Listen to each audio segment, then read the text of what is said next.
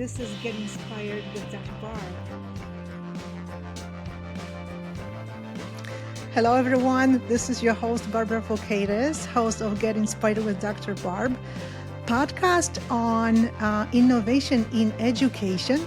I invite incredible guests. Some of them are teachers doing something really cool in the classroom and trying to innovate, trying to make sure that kids have good experiences with education. But also, I love to invite guests who might not be in the classroom right now, but they have incredible ideas that can improve teachers' teaching, because I think sometimes just one thought, one idea, coming even from someone who is not a teacher, can change the way the teacher thinks. Because I believe that education is not just a silo, but we should really use all kinds of influences. And today we have an incredible guest. His name is Bill Dolan. And I would like to welcome Bill on my show, Get Inspired with Dr. Barb. How are you doing, Bill? I am thrilled to be here. Thrilled to be here and have a chance to talk with you face to face again. That is amazing. I know we connected some time ago, and then I have to tell our wonderful audience, I just love Bill's post on LinkedIn. So everybody, if you're on social media and on LinkedIn, I know that not everybody is, go and check Bill's posts, because they are not just posts. They are in-depth, they are insightful, and they can help anybody think a little bit differently about where you are, your career, what you can improve. It's really incredible to see Bill on LinkedIn. His presence is really powerful. So thank you so much for that. And I would like to introducing Bill to our wonderful audience. I would like to say that Bill is president, owner, and creative director of Spirit Media, and the company was started based on what I see on LinkedIn in January 1992. So that is for quite a while. Bill, that's just amazing. Congratulations on something that you've been doing for such a long time. Yes, I was 5 years old. You knew what to do already at that time. Well, that doesn't surprise me. I had a knack for cinematography as a young child. No, it's interesting. Yeah, I started the company after working for years as a live television director. So I started right out of college. In fact, I was still in college when I started working at the ABC affiliate in this region. And that was really where my education started. I like that you said, now this is not technically an educator. Truth is, I've never stopped learning. And I think it's one of the secrets, not only to my business, but to life, is to be committed to be a constant, never-ending learner. Just keep pursuing, keep understanding, especially if you find a field where you find passion and gifting. And so I found that through a number of ways and paths that led me to actually be a television director. And I worked in that field. And from that point, I was mentored by advertising agencies, by talent, creatives, celebrities, you name it, people that were around me that taught me. And the time came where I left. And I had started this company part-time because I'd married my high school sweetheart, and we're trying to think, how do we have enough money to start a family and things like that. So I wasn't this big entrepreneur that said, oh, we're going to build a giant enterprise. I was thinking, how can we pay for diapers? That's what I was thinking. Yeah. And so I started doing things on the side, but we were very blessed. It grew in a way that when I left live broadcast television, I stepped into a whole new world of opportunity that took me around the world, working with everybody from big celebrities, music acts, the President of the United States, to small businesses and corporations and nonprofits that were trying to tell their story. And that's still what we do today. Is at the heart of it is the belief that everybody has a powerful story. But not everybody's a good storyteller. And I think we talk about, the power of story. Well, it is powerful, but it's kind of like really the power of story is like a Ferrari. It's an engine, it's a machine that can do beautiful, powerful things. But if you don't know how to drive it, or if it's not fueled properly, it's just an ornament. And it's just something we talk about. And that's something we do at our agency, is really talk about not just story, but powerful stories, compelling stories, and strategic stories, because we recognize that some people might want to just be entertained. But when a corporation or a nonprofit hires us and says, please help us, we want to expand our market. We want to increase our impact in the marketplace. Or a nonprofit says, we need funding for a program for childhood grief, or for abused children, or for a feeding program, or for a clean water initiative. They come because we need to tell a story that touches people's heads and hearts, so that they want to create a movement and come alongside them and provide the resources for them to do what they do better and to impact more lives. So there's as much strategy as there is art when you really talk about the power of storytelling. It's something I love. Every life has a story. It's like I believe everybody has a divine fingerprint. And being able to peel away the layers to say, what does this look like? What does this mean? Is one of the true joys that I get working with clients. And sometimes showing them their story that they didn't even realize they had. That is so powerful, Bill. Everybody has a story. I agree totally with you. And there's so many young people right now, they have no clue that they have a story. I remember recently my child asked me, Mom, I think I might be ready to say a little bit about my experiences, like in education and as a neurodivergent, gender fluid person. I'm like, well, I mean, you can be honest and start telling your story anytime and see what you're comfortable with. I'm like, maybe let's start with being a co-author of my book. Maybe you can contribute something to my book. And as a kid who is not very self-confident, that's kind of tough when you're different people to learn to gain self-confidence in the educational system sometimes. But I recently said to her, you know what? Well, how many kids in your school co-authored a book that you know? And Karina says, well, I don't think anybody did. I haven't heard. So don't you think it's cool? And they kind of thought about it. I think it is. So it's just, finding these moments and trying to empower these young people. I think it's so important. They just don't realize their potential yet. But also, your story, what happened to you in 1999, could be a powerful story if told in a high school. It's not that I want to hijack you and tell you, Bill, go to every high school and teach every high school student. But I would like to say it to you because I know from my own kid, if somebody like you who has a powerful story of overcoming something crazy, almost fatal, how it changed them, they learn so much from this, more than from even teachers. It's just a different type of learning. So yes, I would like to send you to every school.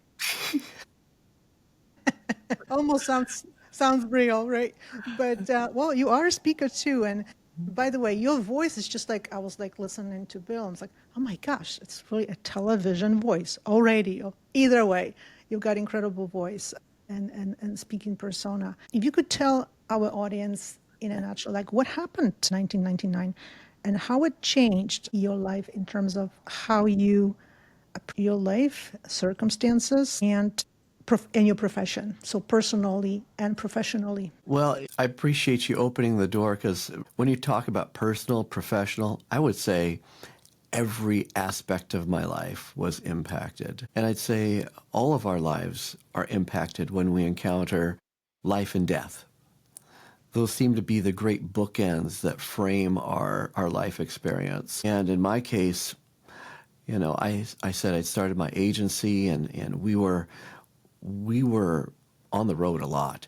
It turned out that most of my clients were pretty much all around North America and different places around the world. And so while most people would look at me and say, oh my gosh, look how successful he is, and look at all the cool people he hangs out with, and they would not recognize an unfortunate truth. And that was that while I was traveling and while I was busy and while I was busy being successful, I was turning into an absentee father and husband. I was gone a lot.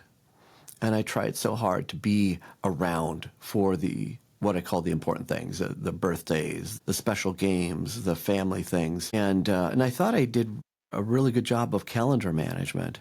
But now my kids are adults. And I remember one of them pulling me aside and saying, Dad, I know you tried, but you need to know that even when you were there, we knew you weren't there. Yeah. You were busy thinking about your next project, your next trip, your next production. And so we just kind of accepted that you weren't present. Man, that was like a stab in the heart. I bet. And I think sometimes when we're busy chasing things that are fun or feed us or feed our ego, it's easy to miss some of the nuances of life. And in my case, as I was approaching the end of the 90s, I was doing a lot of travel. And I was in a place where I'd hoped that maybe I could scale back a little bit. There was something inside. I hadn't quite connected. Something inside said, this needs to change. And I had the opportunity to do a documentary project. And the thing about doing documentaries is that you can pour yourself into the documentary. You'll work for months building it out, but you can adjust your schedule a little bit more because you're the one that's dictating it. And then got the one golden prize that every production needs, and that's distribution. When you hear people talk about producing something, by the way, quick production note, everybody's about producing the film, producing the project, producing the TV show, producing the recording. But the truth is that producing something without distribution is really a hobby. You need to have distribution. And we were very fortunate to have a distributor out of Nashville who said, come here, we've got a contract, we're excited about your project, we have a check waiting for you. And I thought, wow, I think this could work. This could be that new season of life where I'm not just running on the whims of whatever corporation or organization or entertainment schedule, that I can do something and maybe be around more. So it was that morning, January 20th. I hopped on the plane because I'm going to Nashville. My best friend, Timothy Greenidge, and he's a gospel singer, by the way, giant, huge guy with a gorgeous voice. I, in contrast, look like I'm descended from leprechauns.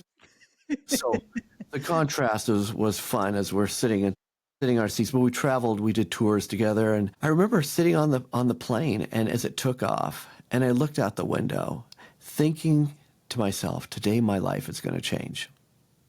Today's my life's going to change. And I sat back in my seat, and then I started to feel funny. And it was about 20 or so minutes into the flight that I almost felt like I was ill. I couldn't put my finger on it. It's as if things were closing in on me. And I kept thinking, no, I'm not sick. I'm never sick. I'm never sick on a plane. I'm never sick at all. And I was in this denial phase and getting more anxious as I went, no, I'm not going to be sick. I'm not going to be sick. I'm fine. What's going on? What's going on? And it got so bad. I turned to Timothy. I said, Tim, something's not right. And that's the last thing I said. And my eyes rolled back in my head. My arms went limp. And my heart stopped. And at first, Timothy thought I was joking with him, like, pretending to be dead or something. But it only took a second for him to realize something was desperately wrong. So he's reaching over into this window seat and pounding me on the chest and trying to get me to come back and wake up or whatever was going on. And he realized, and he'd seen something like this before, that he was able to go, he's not breathing and his heart has stopped. So Tim, being the guy that he is, picks me up, puts me in the aisle, and starts doing chest compressions on me. And he's going for minutes, just pounding away. And as Tim describes it, he starts to pull back his fist, thinking, I'm going to have to break his ribs. That's all I have to do. And he pulls it back, ready to recoil. And I take a breath. And on the physical side, let me just say this. For those wondering, what happened to Bill? They did an emergency landing. I ended up in a hospital. I ended up back in my hometown in the cardiac wing. And the medical diagnosis was I had malignant neurocardiogenic syncope. In other words, my brain and my heart were out of sync. And I have a really extreme form of it where my brain tells my heart to stop. That is so strange. Crazy. Just crazy. They don't know what causes it. All they know is that to make it stop, they put a pacemaker in your chest. So that's what they did. They put a pacemaker in my chest. In fact, I have my original pacemaker right here. That's the one they put in my chest. Looks like piece of jewelry, but Yeah, right. it's an Yeah. expensive piece of jewelry. Yeah. And the thing that's interesting about it is that while I had this death experience, because of what I have, it means I get to relive that almost every day. It turns out that that pacemaker had to intervene and keep my heart from dipping below an extremely low level a half a dozen times a day. I had no idea.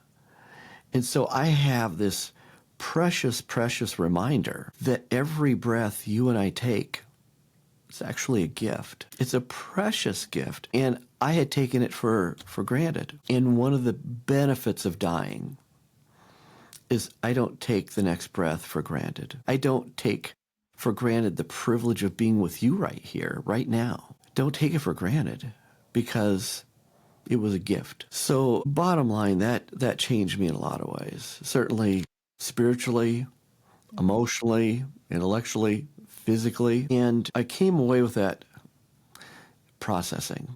And one of the most common processes when someone dies is, why did I get to come back?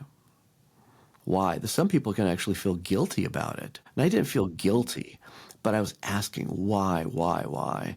And when I went to college, I studied obviously television and media, but I was also a psychology major. And all my humanities studies were in the great philosophers, Aristotle, Plato, Socrates. But I also grew up in I would call it a traditional religious home. And so I had that framework too. So what's the religious or spiritual ramifications of whatever I have?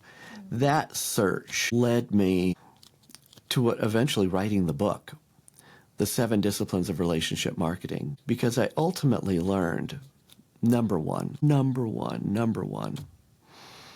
the single most powerful force in the universe is love. And all of us want to love and be loved, period. I mean, there's, Maslow's hierarchy of needs obviously walks through, security, safety, and all these different things. But at the core of it is that desire that every human being wants to love and be loved. And the only way, of course, that can happen is in relationship.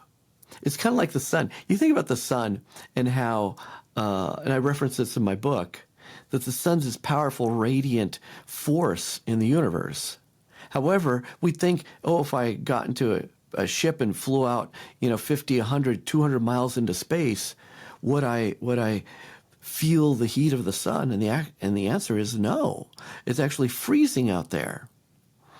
And the reason that radiant force does not manifest in the cold darkness of space is because it doesn't have a relationship. It's when that radiant force hits the earth, and now that energy gets turned into heat, that the manifestation of that energy is realized. And that's just like love. Absent of relationship, love is a pillow. It's a bumper sticker. It's a fun saying. It's a punchline in a song. But in relationship, love manifests in everything it's meant to be. And that was a major revelation for me, because it's easy not to step into those relationships because they're vulnerable. They cause us to have fear. We don't want to be rejected. Yeah. But it's the most courageous and powerful thing we can do is to step every day into relationship, I would say, after my experience, with God, with others, and with yourself. And maybe that's the toughest relationship sometimes. I agree. What you just said, and also by reading your book, I think that your book is really the celebration of relationships at the personal level, professional level. And I think that young people, and I'm thinking about people of age of my child, 18-year-old at the high school level, maybe they realize it to a certain extent, maybe not. Sometimes I hear from my own kids, This kid, such a kid, they're just so annoying. They're just so annoying. I can't stand them. I can't wait for them to graduate. But it's just, I think this lack of realization that almost every relationship can be really powerful and we should cherish them. And obviously, it's not something kids learn in school. And that's why I think that every high school kid should get your book, read about it, to understand the power of relationship. Again, not just for personal life, but how it plays a role in then professional areas, arenas. It's just so important to realize how we show ourselves, how we are present. It really does something to us, to other people we interact with.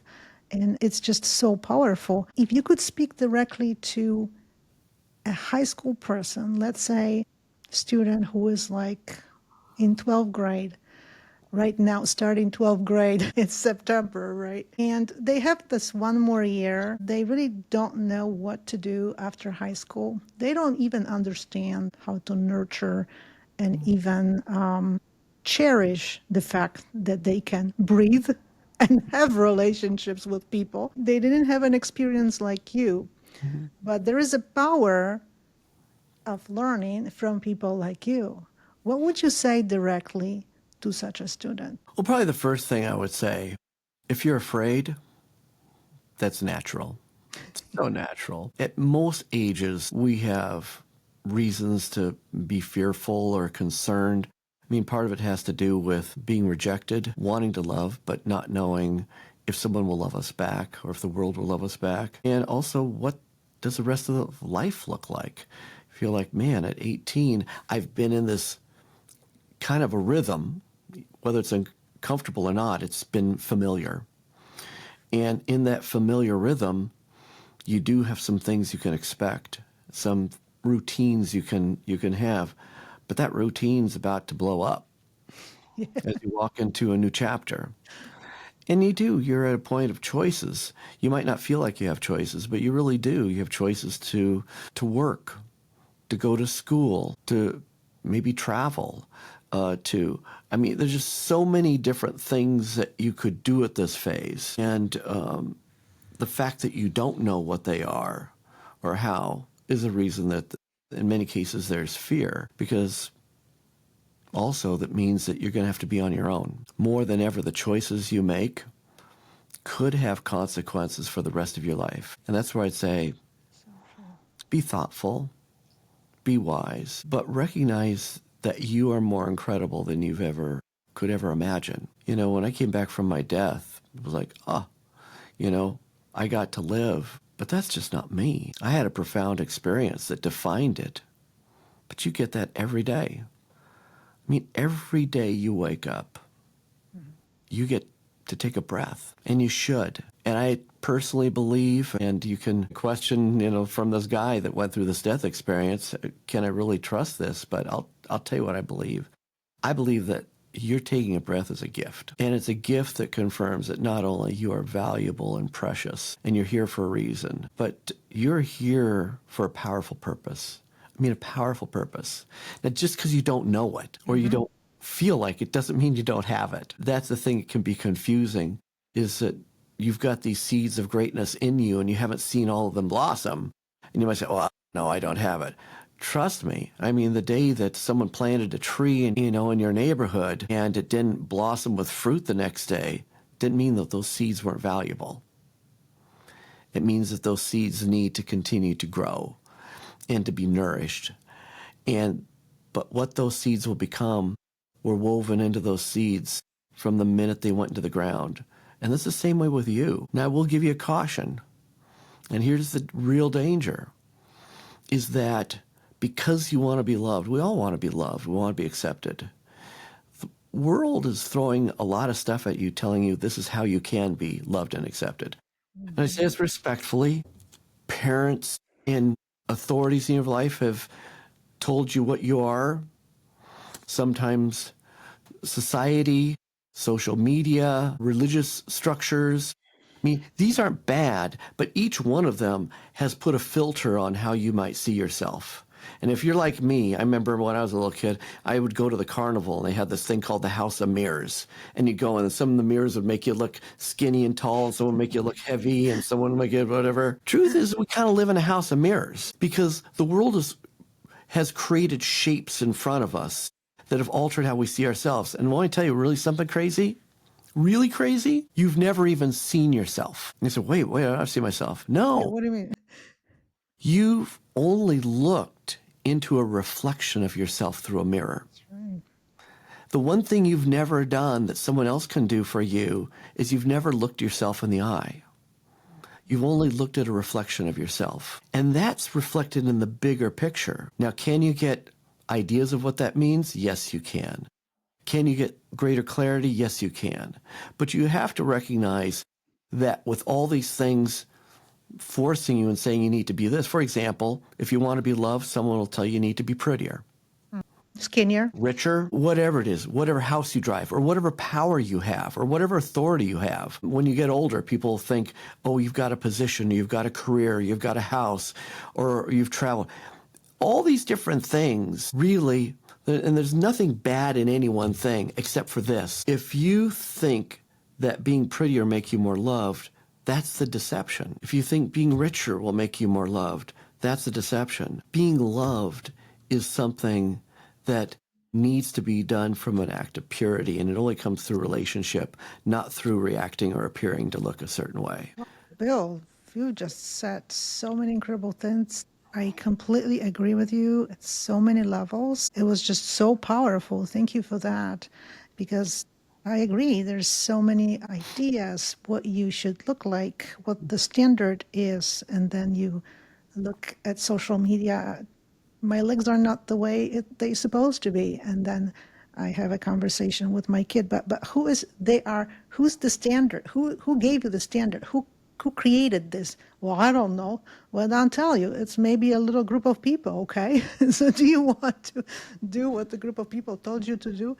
So it really takes, and sometimes you have to be careful so you don't sound like you preach as a parent, because that can be a problem too, right, Mom? But don't lecture. So it's very tricky, but it's possible to help children, teenagers understand these things. I totally agree with you.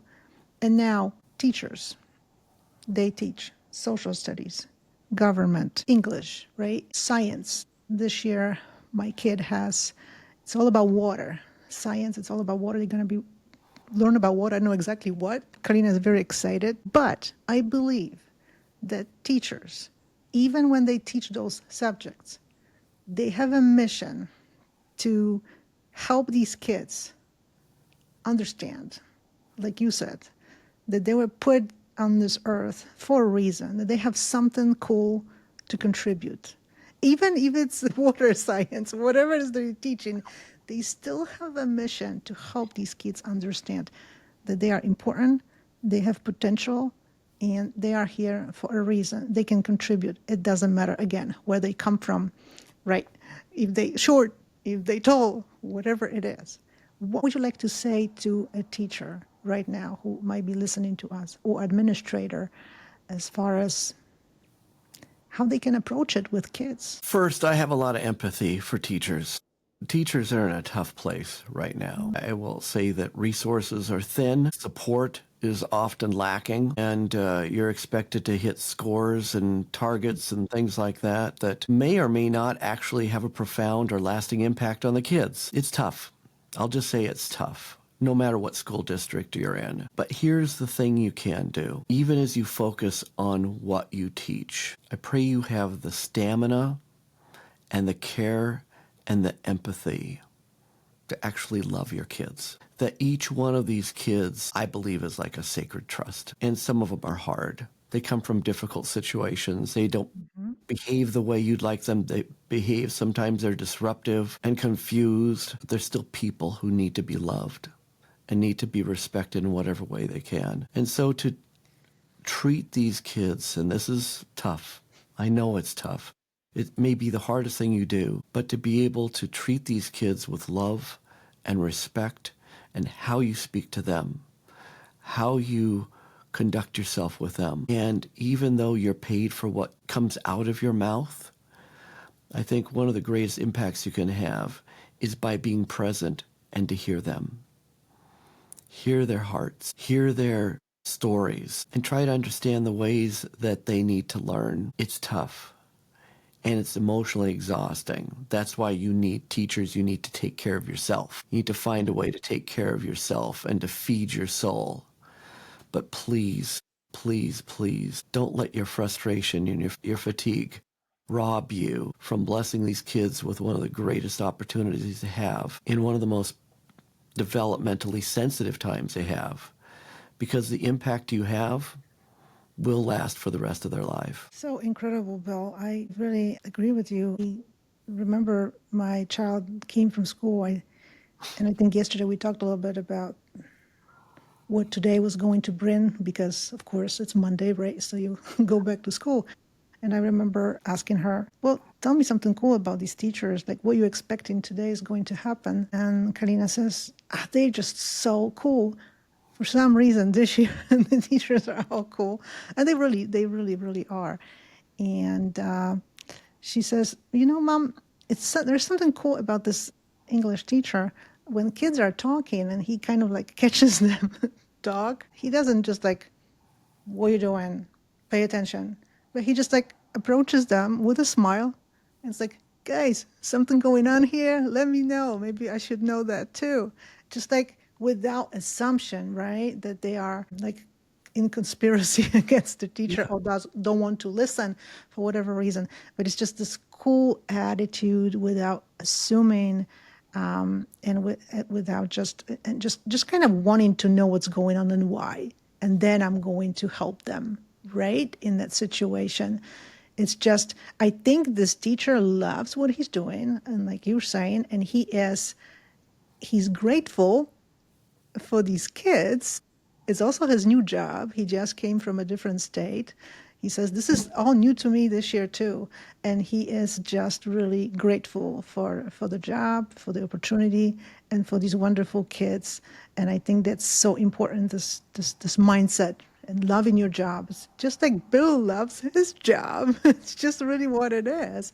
We can definitely connect the pieces here. Bill, before I thank you so much for this, it was just so wonderful. You could tell our audience where they can follow you, where they can find your wonderful posts, on which social media platforms, and also where they can get your book. That would be great. Well, I appreciate the opportunity. First, the book, the easiest way to connect with me regarding the book is to go to the website, 7, like the number 7, drm.com. Stands for the 7 Disciplines of Relationship Marketing. There's links to Amazon to buy the book, get the Audible, get the Kindle. We've even come out with a workshop that people can purchase and actually go through the process, because the one thing that's so powerful about this is that I believe that a profound moment can be a launching pad, but having a roadmap to what you do with that launching pad really determines not only the long-term trajectory, but the outcomes and the fulfillment that you'll experience. So I pray that if people decide to look at CRM and read the book, I pray they actually look at how can I apply this, because it really is a profound roadmap about business, relationships, and specifically, I'll say this, if you want to know how the greatest movements in history were made, movements, not just marketing, this is the recipe. So it depends on what's stirring in your life. Do you want to make a difference, a lasting difference? Then be a movement maker, be a world changer. Now, our agency is spiritmedia.com. So if you'd like to reach me through Spirit Media, where we tell stories, we produce stories. We also produce a lot of live events. We didn't talk a lot about, but I worked in the entertainment space with, Gwen Stefani, the Black Eyed Peas, Maroon 5, Leanne Rimes, some of the biggest names in entertainment. We produce large corporate experiences.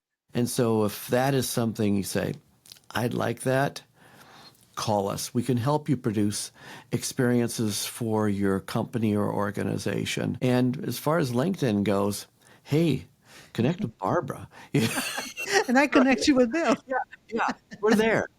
We're there. We're there together. It's Bill Dolan, but yeah, we're there together. And Yeah.